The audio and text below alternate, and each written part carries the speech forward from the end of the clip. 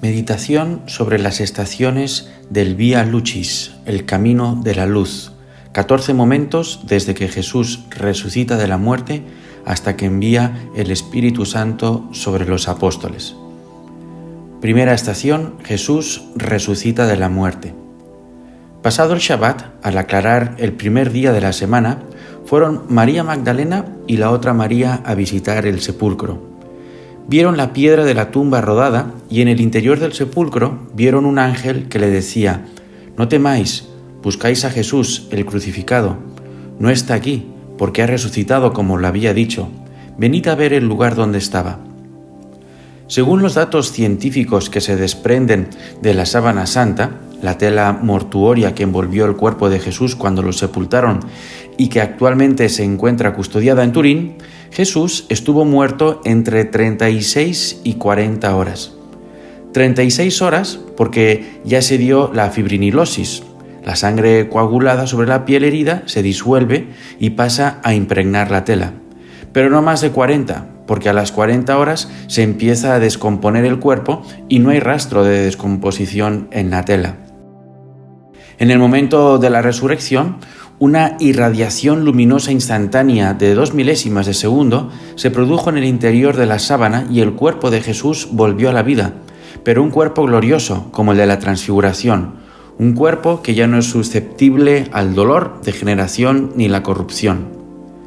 Si Jesús resucitó, significa que todo lo que nos dijo era verdad. Significa que Él es quien dijo que era, Dios. Jesús venció a la muerte, algo que ningún ser humano puede hacer, y su victoria sobre la muerte también es mi victoria. La vida no es, como pretendía Albert Camus, un puente entre dos nadas. Venimos del amor de Dios y alcanzamos nuestra plenitud existencial en el cielo. Como dijo San Pablo a los cristianos de Coloso: si habéis resucitado con Cristo, poned vuestra mirada en las cosas de arriba, donde está Cristo sentado a la diestra de Dios. Segunda estación. Los discípulos encuentran el sepulcro vacío. Apenas María Magdalena les dice a los 12 discípulos muy temprano el domingo por la mañana que el cuerpo de Jesús no está en la tumba donde lo sepultaron, Pedro y Juan corren a verlo. Lo que vieron les convenció de que era imposible que alguien se hubiera llevado el cuerpo. Jesús fue envuelto en un sudario y alrededor del sudario lo envolvieron con vendas. Dentro del sudario le habían atado un pañuelo con un nudo para cerrarle la boca, pues se había quedado abierta por el rigor mortis. Cuando entran Pedro y Juan, ven que todo estaba intacto. Nadie había manipulado las telas, ni las había cortado. Era como si el cuerpo de Jesús literalmente se hubiera esfumado, vaporizado y hubiera traspasado las telas, las cuales quedaron totalmente planas, como si se hubieran desinflado al no tener ya ningún cuerpo en su interior. Si bien no es dogma de fe, la sábana santa es la huella empírica que Jesús dejó tras de sí en el momento de la resurrección. Quiso dejarnos esa prueba para que nuestra fe tuviera un apoyo visual, científico, empírico. Y estamos convencidos de que creer en su resurrección no es creer en un cuento de hadas. La ciencia, en el siglo XXI, todavía no es capaz de replicar ni de lejos una imagen como la del sudario de Turín. En Jerusalén, una tumba vacía que cualquiera pueda visitar es el fundamento que me lleva a afirmar que mi fe no es vana. Tercera estación. Jesús se aparece a María Magdalena. María se quedó llorando fuera, junto al sepulcro. Pensaba que habían robado el cuerpo de Jesús. Se dio la media vuelta y vio a Jesús allí, de pie, pero no sabía que era Jesús. Y Jesús le dijo: «Mujer, ¿por qué lloras? ¿A quién buscas?». Ella creyó que era el cuidador del huerto y le contestó: «Señor, si tú lo has llevado, dime dónde lo has puesto y yo me lo llevaré». Jesús le dijo: «María». Ella entonces lo reconoció y le dijo en hebreo Rabuní, es decir, Maestro mío. María Magdalena es la primera persona a la que Jesús se apareció, al menos que nos conste en los evangelios. Pedro y Juan habían visto la tumba vacía y se regresaron al cenáculo. María se quedó sola junto al sepulcro llorando. Cuando ve a Jesús, no lo reconoce en un primer momento.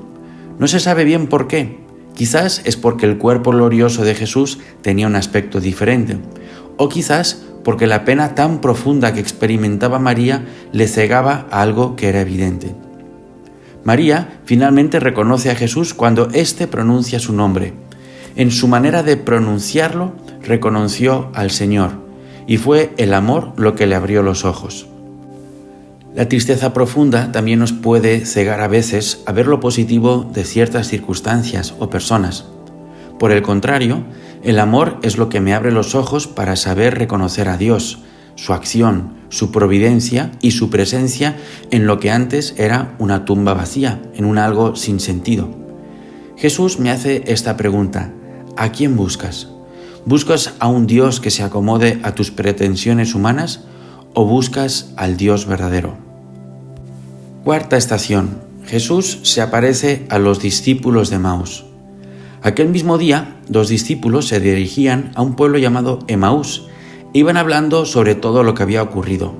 Mientras conversaban y discutían, Jesús se les acercó y se puso a caminar con ellos, pero algo impedía que sus ojos lo reconocieran. Jesús les dijo: «Qué poco entendéis y qué lentos son vuestros corazones para creer todo lo que anunciaron los profetas. ¿No era necesario que el Mesías soportara esos sufrimientos para entrar en su gloria?» Y comenzando por Moisés y continuando con todos los profetas, les interpretó en todas las Escrituras lo que se refería a él. Nos encontramos con la segunda aparición de Jesús resucitado. Después de mostrarse a María Magdalena por la mañana, por la tarde se aparece a 2 de sus discípulos que regresaban a Emaús, tristes y decepcionados porque Jesús les había defraudado. ¿Quién no se ha sentido así? ¿Quién no ha experimentado la decepción? ¿Quién no ha llegado a pensar que Dios le ha fallado o no ha escuchado sus peticiones? Cuando la realidad desmiente lo que habíamos imaginado, Dios deja de ser un Padre bueno. Estas 2 personas, de las cuales solo sabemos el nombre de uno, Cleofás, estaban volviendo a su pueblo, Emaús, desde Jerusalén, el mismo domingo en que Jesús había resucitado. Volvían cabizbajos y quejándose al ver que sus expectativas estaban tiradas por los suelos. ¿Dónde está Emaús? Dice el Evangelio que a 60 estadios de Jerusalén. Esto es más o menos a unos 11 kilómetros, que es la mitad de una etapa del Camino de Santiago. Esta localidad no ha sido identificada con certeza.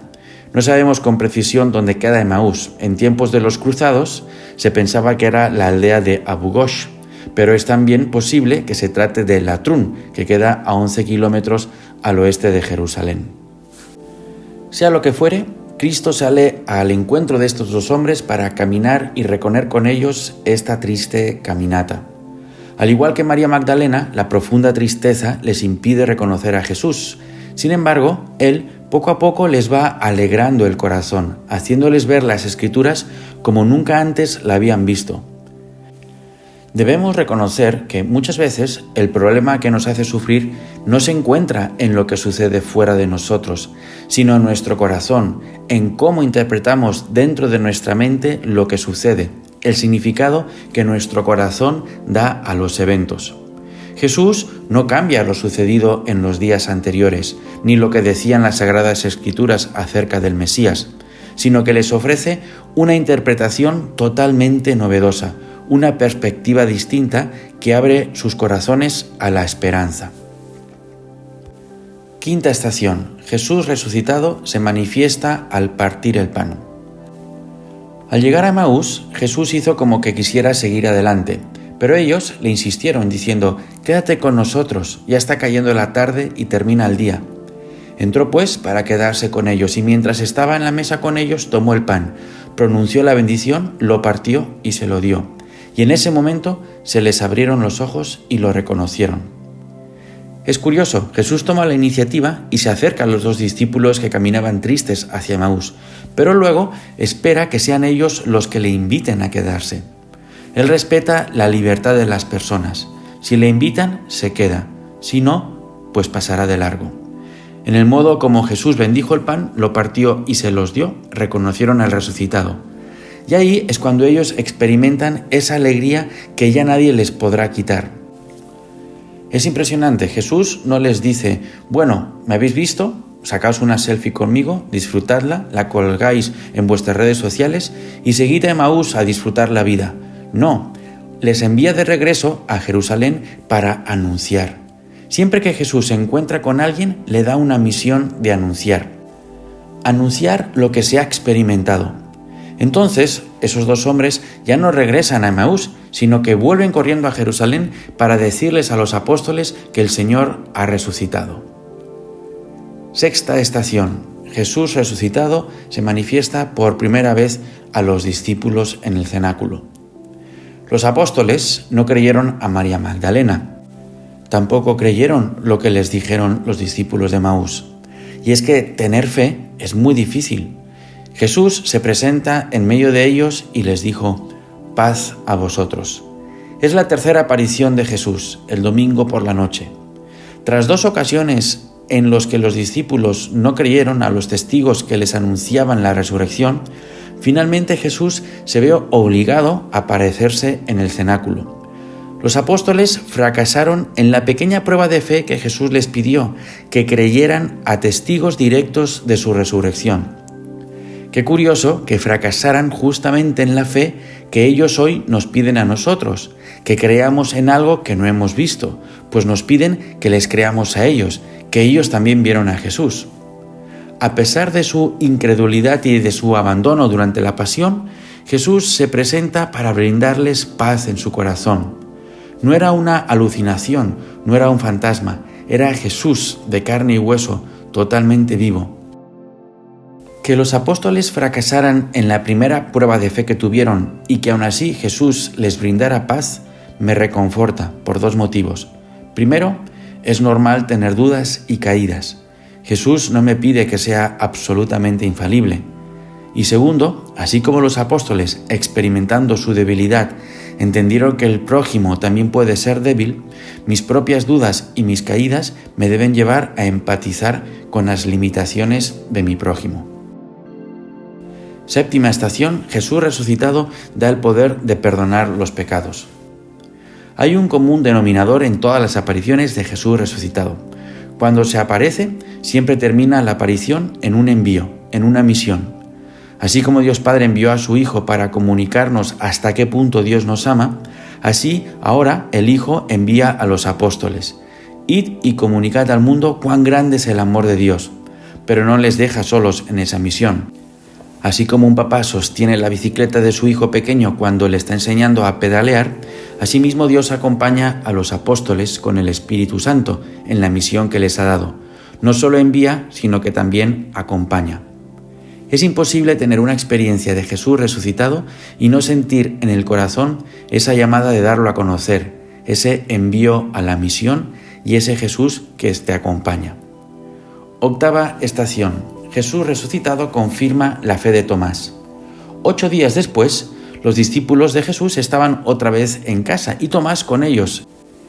Estando las puertas cerradas, Jesús vino y se puso en medio de ellos y les dijo, «La paz esté con vosotros». Después dijo a Tomás, «Tomás, trae aquí tu dedo, aquí están mis manos, acerca tu mano y métela en mi costado, y no seas incrédulo, sino creyente». Tomás le respondió, «Señor mío y Dios mío». Y Jesús le replicó, «¿Crees porque me has visto? Felices aquellos que crean sin haber visto». Tomás no había estado en la primera aparición a los apóstoles la noche del domingo de resurrección y no cree en el testimonio de sus compañeros. 8 días después, Jesús se aparece y saca a Tomás de sus dudas.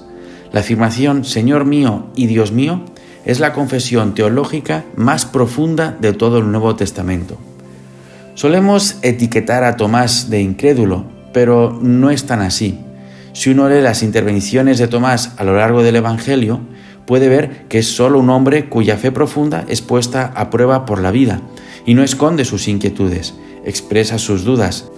Le hace a Cristo las preguntas que se mueven dentro de su corazón. Benedicto XVI afirma que el caso del apóstol Tomás es importante para nosotros por al menos 3 motivos.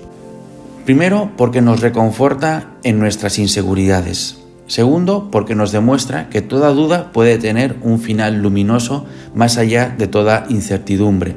Y por último, porque las palabras que le dirigió Jesús nos recuerdan el auténtico sentido de la fe madura y nos alientan a continuar, a pesar de las dificultades, por el camino de la fidelidad a Él.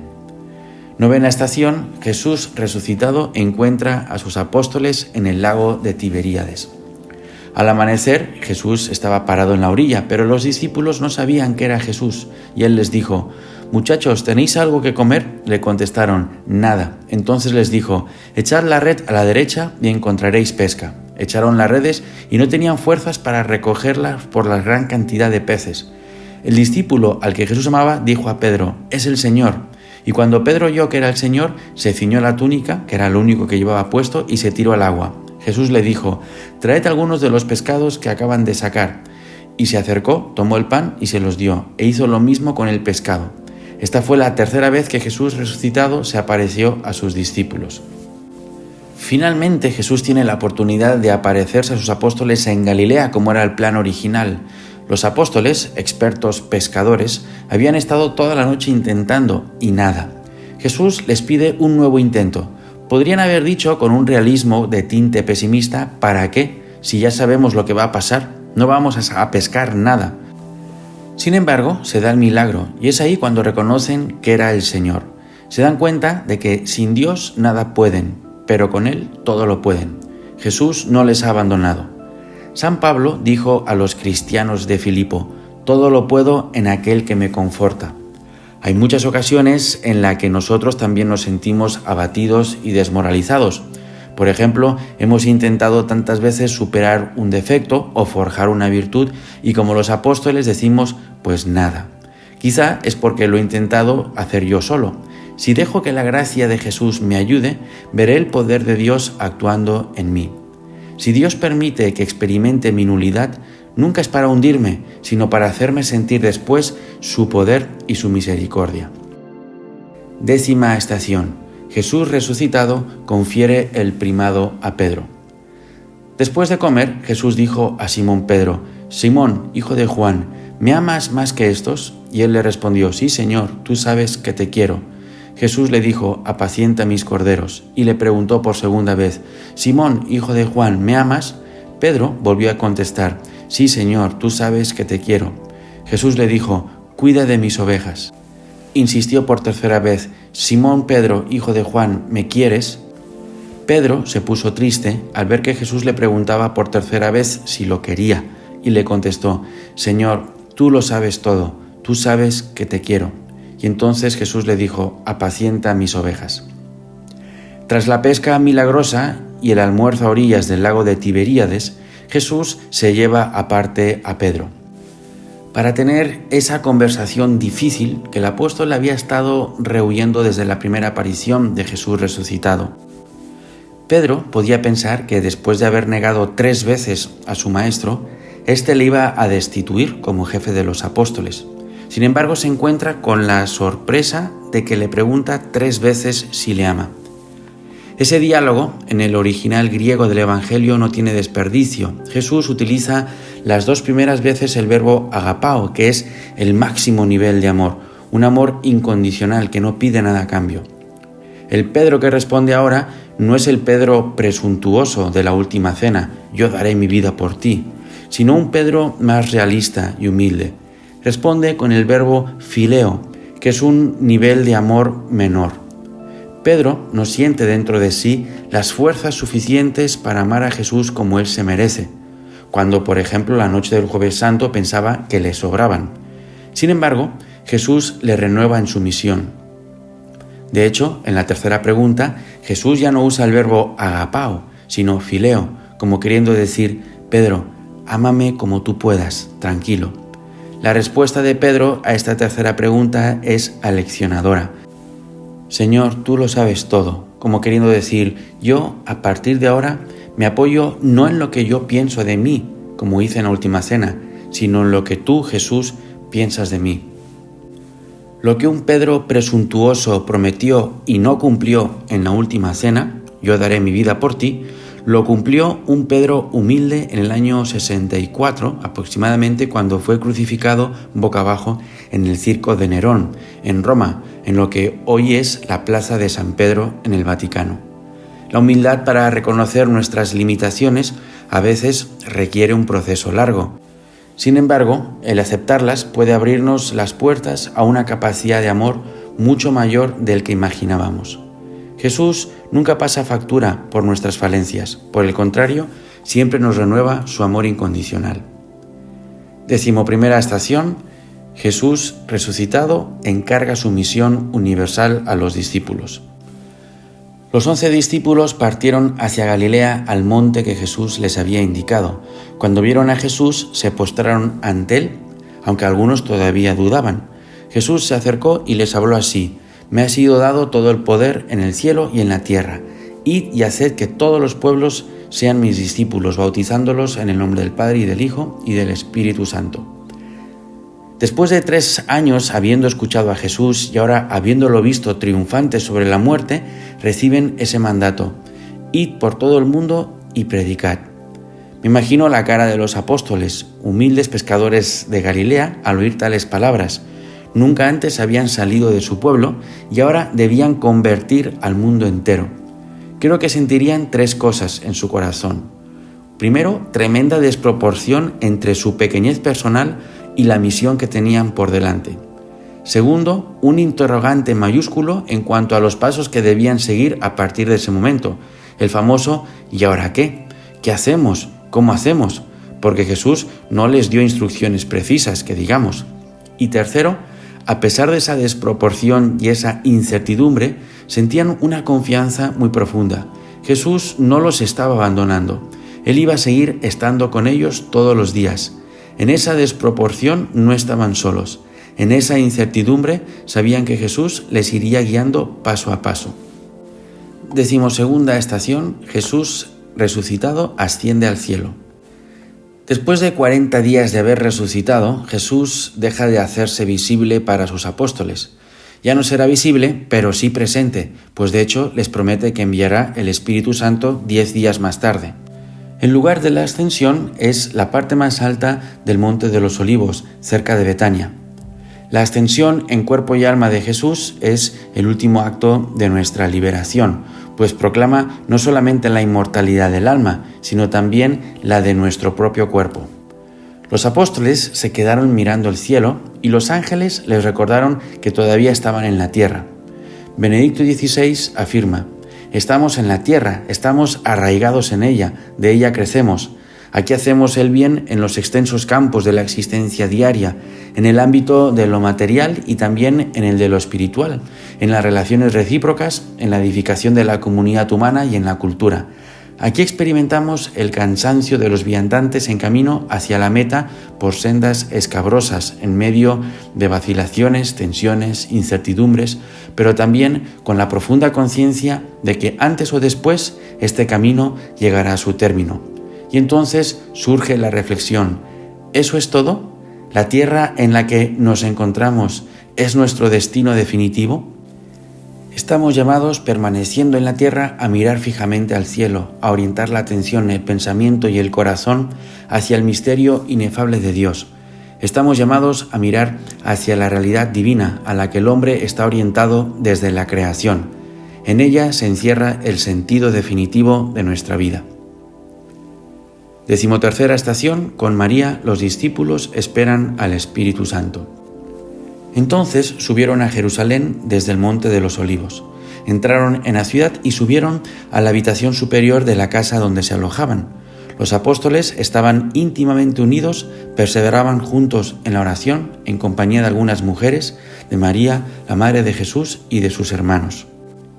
Después de ver a Jesús ascender al cielo desde el Monte de los Olivos, mientras esperaban la venida del Espíritu Santo, los apóstoles regresan al cenáculo, esa habitación superior, el segundo piso de una casa.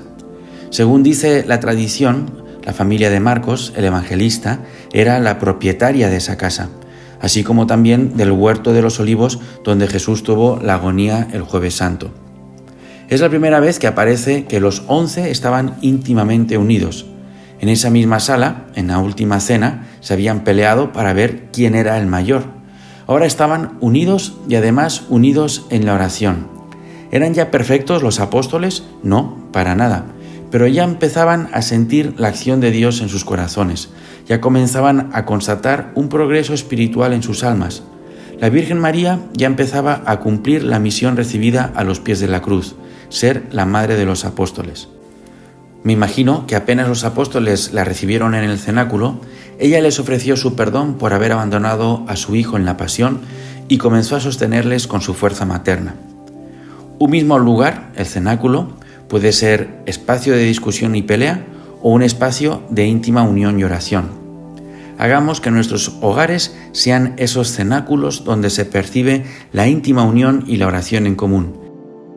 14ª estación. Jesús envía el Espíritu Santo a sus discípulos. En la misma sala donde tuvieron la última cena, el lavatorio de los pies, la institución de la Eucaristía, las 2 apariciones de Jesús, ahora llega el Espíritu Santo. 50 días después de resucitar, Jesús envía el Espíritu Santo sobre sus apóstoles. Encendió en ellos el fuego divino, el fuego de su amor, capaz de transformar. El miedo desapareció, el corazón sintió una fuerza nueva, las lenguas se soltaron y comenzaron a hablar con franqueza, de modo que todos pudieran entender el anuncio de Jesucristo muerto y resucitado. Los apóstoles abandonaron el cenáculo y comenzaron a predicar por el mundo, extendiendo la Iglesia más allá hasta el confín de los mapas conocidos hasta entonces. La lengua de fuego es como el amor de Dios, arde pero no quema, sino que transforma para que salga la mejor parte y la más verdadera del hombre, hace emerger su forma interior, su vocación a la verdad y al amor. Oremos. Señor y Dios nuestro, fuente de alegría y de esperanza, hemos vivido con tu Hijo los acontecimientos de su resurrección y ascensión hasta la venida del Espíritu Santo.